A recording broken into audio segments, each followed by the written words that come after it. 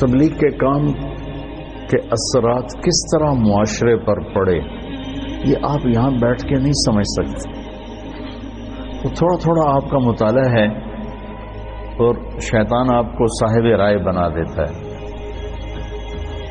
اور پھر آپ خود اپنی رائے قائم کرنا شروع کر دیتے ہیں. اس سے آپ مار کھا جاتے ہیں اور گھاٹے کے سودے کر بیٹھتے ہیں.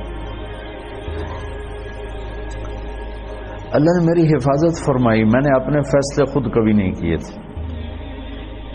حالانکہ جتنا میں پڑھتا تھا نا تم اس کا 100واں بھی نہیں پڑھ سکتے اس وقت کی بات. اب تو مجھے مدت ہوئی ہے یار کو مہما کیے ماں ہر چخاندائیں فراموش کردائیں بھول بھلائیاں ہوئی. لیکن میں ایک منٹ میرا خالی نہیں ہوتا تھا. کھانا، سونا، نماز، وضو، یہ 3-4 کام ایسے ہیں جس میں اور کوئی کام ہو نہیں سکتا. اس کے علاوہ میرا 1 منٹ بھی کتاب سے خالی نہیں ہوتا تھا. 1 منٹ اس طرح پڑھا. لیکن تمہاری طرح مجتہد نہیں بنا میں. جو مجھے کہہ دیا میرے استادوں نے میں نے سر جھکا دیا تو ٹھیک. اور آج تک میرا یہی حال ہے. ٹھیک جو آپ فرمائیں ٹھیک. اس سے بہت بڑی حفاظت کا نظام چلتا ہے. وَلُزُومَ جَمَاعَةِ الْمُسْلِمِينَ فَإِنَّ دَعْوَتَهُمْ تُحِيطُ مِنْ وَرَائِهِمْ.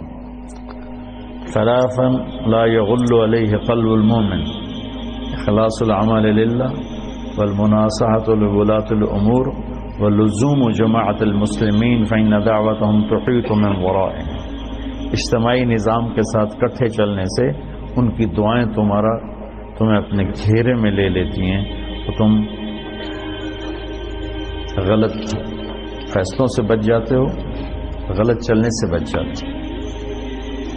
تو جو میں دیکھ کے آتا ہوں وہ آپ کو بتانے کی کوشش کرتا ہوں تاکہ آپ اندر سے تبلیغ کے کام میں لگیں. تمہاری ترجیحات میں تبلیغ واللہ واللہ واللہ. مدرسوں کی اب ضرورت کوئی نہیں ہے. جتنے ہیں بہت کافی. یہ کیوں بنائے ہیں؟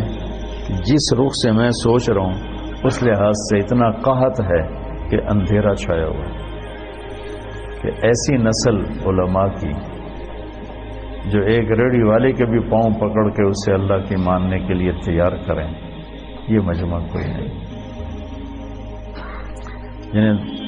جنہیں گرے سے گرے پڑے تک کو بھی اللہ کی بات پہنچانے میں آر محسوس نہ ہو،